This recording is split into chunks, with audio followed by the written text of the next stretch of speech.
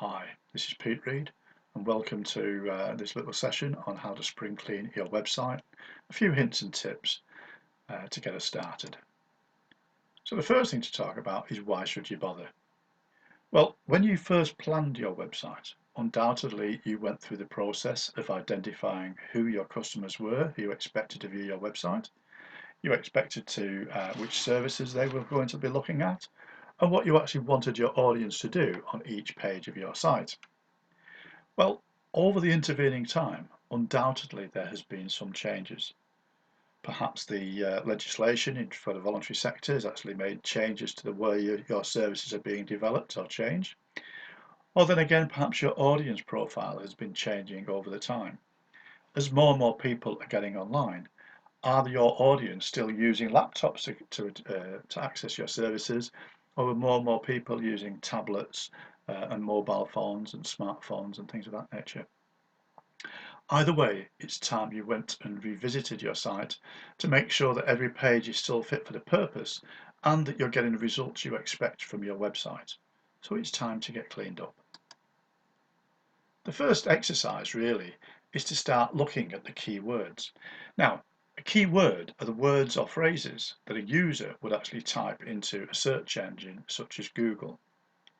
Now, when somebody types a phrase into search engines, typically if they're looking for something, they will type 3 or 4 words into the search engine in order to be able to find that service.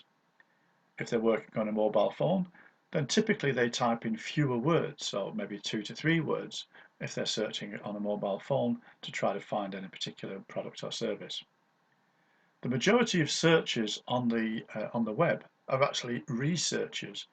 And what I mean by research is that what they were looking for was not apparent on their first search. So therefore they've tried to hone down their search a second time to find what they're looking for. So for each service that you offer, or pick one to start with, sit down in front of Google and then type in the keywords that you would expect to find organizations that offer a similar type of service to the service that you actually offer. Now, what you'll find as you go through this process is that you will get pages of results. And those pages of results should actually be useful to you. So keep a list of all of the keywords that you typed into Google. Check and see if your site was on the front page of when you actually found that information. Take a note of the URLs, the addresses of your competitors who actually did appear on those front pages, and then go back and repeat it for each of the services that you offer.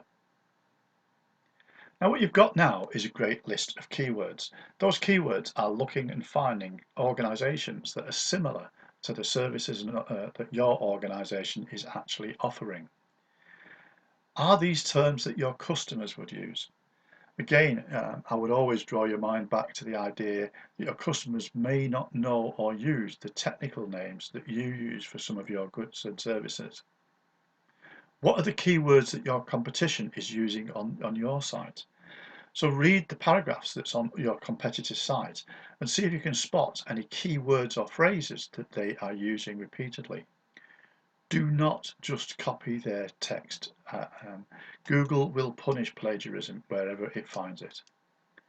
What you've also got out of this exercise is a list of your competitors. So stage 2 is to start looking at the competition. So we've now got this list of URLs, and indeed you may already know of some organizations whose names did not crop up. So again, we can use the same process for them as well. List the top 5 competitors for each strand of your services.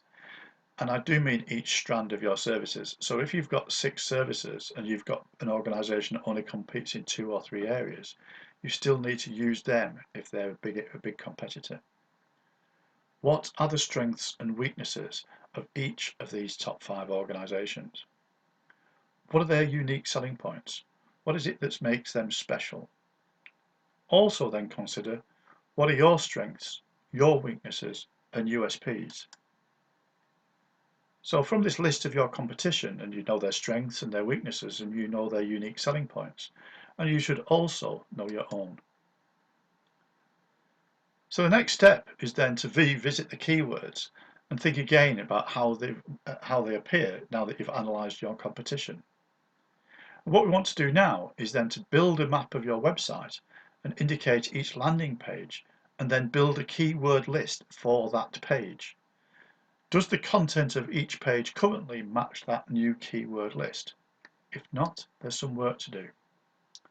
So here, for example, I've drawn a simple site map. As you can see, I've got my home page at the top, and notice that my home page is green. And that means that I am not planning on the home page on being a key landing page within my site. I expect when people come to my home page, it's because they've got my top level domain name, not because they're interested in specifically in one of my services. Now they may be, and they maybe got my name from there, so therefore there should be proper linking from there. But what I really want my keywords to do is to home people in on my particular services. So my service areas are Service 1, Service 2, Service 3, and they are my blue boxes that will guide people into my services. Notice that below them, I've also got another page for more information. So my first service page, the aim is to get them off that service page and into more information, and then from more information into my goal page. And my goal page could well be a target that I want them to sign up for a newsletter, or I want them to do something else, from give me their information, access my services, or indeed send me some money. So a search engine aims to provide the user with the most relevant responses to the keywords that they've entered as a search term. Now the way that this is done is a closely regarded secret, but we do know one or two bits about the algorithm that they use. For example, they like relevant content.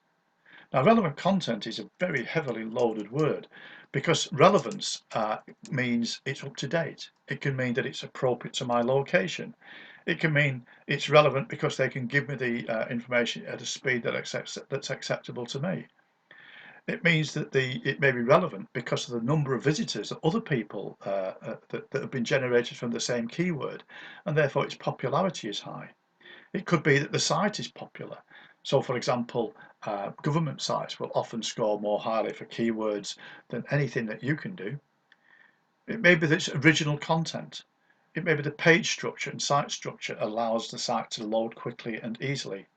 All of these aspects are important, but the keywords are what really drives all of this.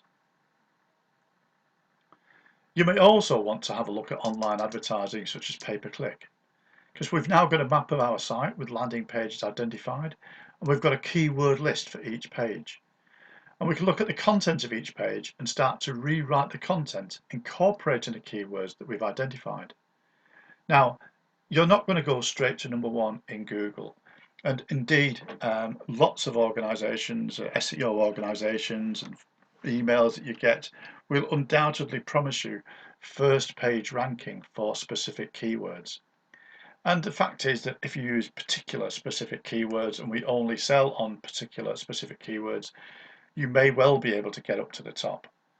But the chances are that what you're actually going to get to the top using is your domain name. If you type your domain name into Google, you really ought to be over the top. If you type anything else, it will be very surprising if you manage to hit the top spot straight away. What you need to do is to spend a lot of time updating your site, making it relevant, checking and rechecking your keywords, and doing all of these things. Now, all of that costs money because it costs time. So you may want to consider using Google AdWords. Now, Google AdWords will not improve your natural ranking of your site. So using Google AdWords will not mean that you suddenly appear on page one of the Google search. In theory, there may be a benefit if lots of people click on your advert and you increase the popularity of your site, because popularity is one of those terms that we believe Google uses in terms of its relevance settings. So again, it may be helping, but it will not improve your site. So again, it will help you to get adverts onto the front page, subject to the keywords and whatever you're prepared to bid to do it. We'll talk a little bit more about online advertising later. But remember, you did not build your site for Google. Google rankings only help if it helps people to find your page.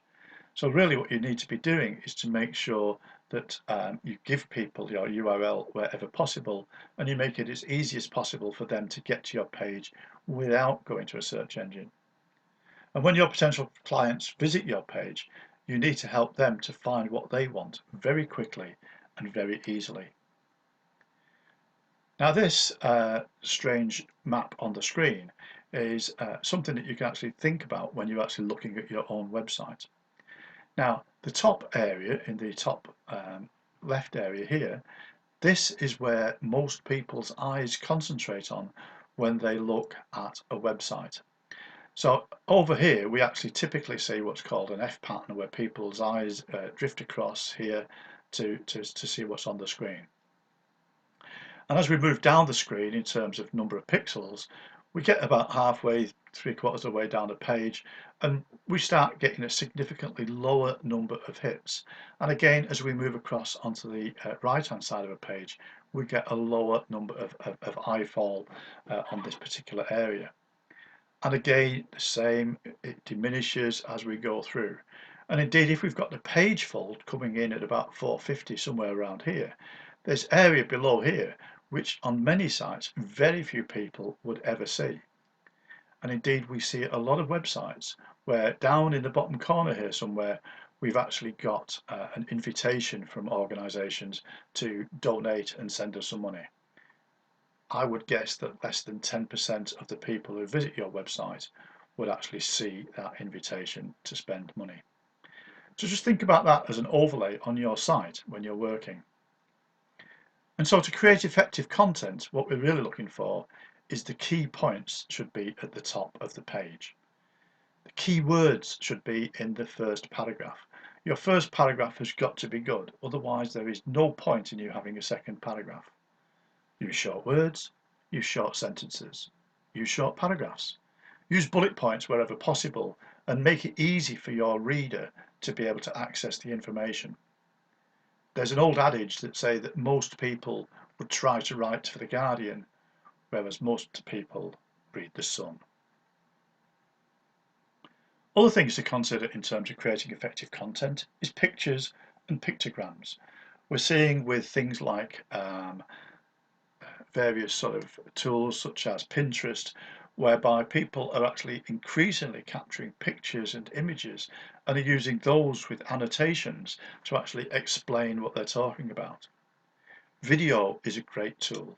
More people will actually happily sit and listen to 100 words spoken who would never read the 100 words if they were written down. Use heading styles wherever possible. Especially if you're writing content that's going to be accessible to people. A heading style 2 should be before a heading style 3 so that Google can see the actual structure of your page and it makes sense. In that way, Google will try to use the keywords in your titles to actually help you improve your ranking.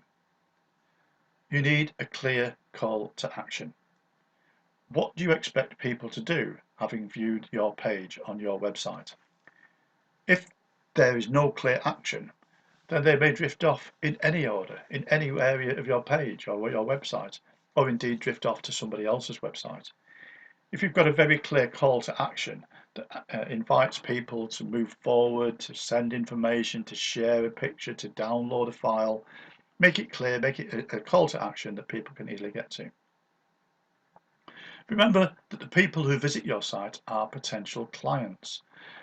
So really you need to treat them as potential clients. So for example, who wants to know when you were founded? Far too many pages on voluntary sector websites feature the organisation as opposed to the services that they offer. If I'm going to buy a book, I go to Amazon. If I go to Amazon, Amazon will try and sell me a book. It will not tell me when Amazon were established. It will not tell me the name of the MD. It will not tell me even where they're located. They want to sell me a book. It's easy to buy a book from Amazon. There's also some technical bits in terms of effective content. The page load time needs to be as short as possible. So images should be kept small. And don't necessarily mean physically small, I mean small in terms of file size. Uh, Ideally, you should be measuring the size of an image in kilobytes, not megabytes. Keep important information above the fold so that nobody has to scroll down the page to be able to see it. If there's too much information or you want people to link to stuff below the fold, then there should be a link to it in the top half of the page that would actually invite people to go down as a call to action. Content should be localized. So again, if your site is dealing with people in a particular location, a particular county, in a particular town, then mention it as part of your keywords so that if people search for something in your town, your name stands a good chance of coming up. Everybody should be using Google Analytics. Google Analytics is a fantastic tool that will allow you to see how many people are visiting your website, when they're visiting your website, where they're from, and various other bits and pieces, which will allow you to improve your website, provided you actually read the information and do something about it. As an aside, the websites that we build are hosted in the UK, and again, that's part of the localization. If it's hosted in the UK, then again, it will actually help to increase its search engine optimization. Your target for your website. Your target should be about conversions. It's not enough to say we want 1,000 people to visit our website, because what you really want is for them to do something when they get there. So how many people did something that you wanted them to do? How many people registered for a newsletter, downloaded a job application, went to a specific page, spent 3 minutes on the website, viewed 4 pages? Whatever it is, you need to make sure you've got a target that you can then measure. Getting a lot of traffic to your website is only beneficial if your aim is to get a lot of people to your website. Your website will probably already have Google Analytics, especially if it's one of our websites, and you may well receive monthly reports, again, specifically if it's one of our websites. We can help you to build more focused reports and help you to track the goals so that you can actually measure your success. Now, I did say that I'd come back and have a quick look at search engine marketing. So let's actually compare the online marketing or pay-per-click as opposed to the traditional marketing. So with the online marketing, you would profile when and where your ad is displayed. So for example, you would say, I only want my advert to be displayed on the search page for Google, and I would only want it displayed when people have typed in particular keywords that would indicate that a potential client is looking at the page. You would then set the budget for each click of the mouse. You would set a budget for each day and a total campaign for the budget, or a total budget for the campaign. So for example, you could say, I am prepared to pay £1 for each click, which may sound quite expensive, but we'll talk about that in a moment. But I'm not prepared to spend more than £5 a day. And again, it could be to say, and I'm going to spend on this particular campaign £100. Now, £100 would, at £5 a day, give you 20 days coverage, and it would also mean that it would give you 5 clicks per day. So that means that the site, the advert may well be displayed 100 times, but only 5 people would be able to click and come through to your site to do something having clicked on there. You then create a landing page on your website so that you can see and measure how many people are coming through from each of those clicks and against each set of keywords that you've defined. And then what you do is you measure using Google Analytics to see what impact that has actually had. There should be a return on investment from your marketing spend. If you cannot identify a return on investment, don't spend it. In a traditional publication, the way you would do it is you'd identify a publication, so a local newspaper, something of that nature. You would design your ad, you choose the size of your ad, the location of your ad, and you pay the fee, and then you wait and you wait and you wait. You've got no understanding or no indication of how many people have actually seen your ad. You don't know how many people have thought about doing something about your ad, All you know is the number of people who have actually responded. So again, it's a difficult area. So in search engine marketing versus pay-per-click, traditional advertising is based on views. How many people will be able to view your content? So a quarter-page advert in a local paper, say, costs £300, £500 per week, based on the circulation and placement of the ad. Now, the circulation figures are an interesting stat all of their own. Now, I would suggest that when I've spoken to people about the circulation of a local free newspaper, they've effectively said, well, it goes to X number of households. Each of those households has got an average of 2.3 people. Therefore, number of households multiplied by 2.3 gives me my circulation figure. Well, I get free newspapers delivered. And on the whole, if I read anything, it's when I'm wrapping up the potato peel or whatever it is before it goes out into the recycling. I generally do not read the newspaper. And I know of very few people who actually read the free newspaper cover to cover. Now with pay-per-click, it is only paid when a potential client clicks on the ad and has therefore expressed an interest. So a click can cost from £60 to £60, but you set and control the budget. The only people who are going to come through are the people who are interested in what you've got to say. So what you should be doing in any marketing campaign is defining your objectives. What do you want to do? Do you want to increase your membership? Do you want to increase the number of people using your services? Do you want to raise the profile of the organisation? Do you want people to register for a newsletter? Do you want to increase your online reputation? All of these are valid things that we need to be able to do. Online marketing can also include social media. So you can market through Twitter for nothing, Facebook for nothing, LinkedIn for nothing.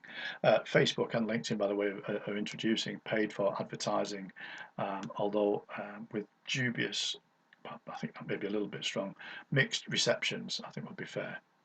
You've got your website, which was available through natural search, through links and through word of mouth. So again, make sure that if you've got your, if you're sending any messages out, you include your website on there. You've got email marketing, newsletters and signature blocks with links.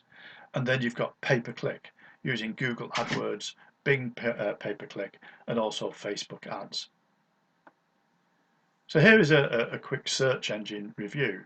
And as you can see at the top, these top adverts here are actually the ones that are available for adverts. Now typically what you'd get is you'd get some across the top there and you'd also get some coming down the side here. Here we then start getting into the adverts that's actually going to appear. So I did a search for Enterprise Hereford, looking for how I could deal with organisations who were dealing with enterprises in Hereford. And surprise, surprise, I got Enterprise Cars. Now, if I was wanting to compete with these, then really this is where we've got Hereford Enterprise Zone and we've got economic development projects for Herefordshire County Council, and both of these are paid for adverts. Now it costs them nothing to have their adverts here, but if I was to click on the advert, that is when it would start to cost whatever money they bid for those advert placements. And that's it. Some of the tasks you can do to improve your existing website are just requiring a little bit of time and a little bit of effort. We can actually help you by providing additional training, developing workshops, and a range of services, including writing content for you, advice on pay-per-click marketing. We can help with full website audit and providing partial advice. We can refocus and redefine the site as part of your wider online presence. I suppose I should also mention we can actually help you to build and develop your website from scratch. Okay, if you fancy having a chat, by all means drop me an email and we can arrange to do that through the mysticism of Skype or whatever. All the best. Look forward to hearing from you soon. Best wishes. Ciao.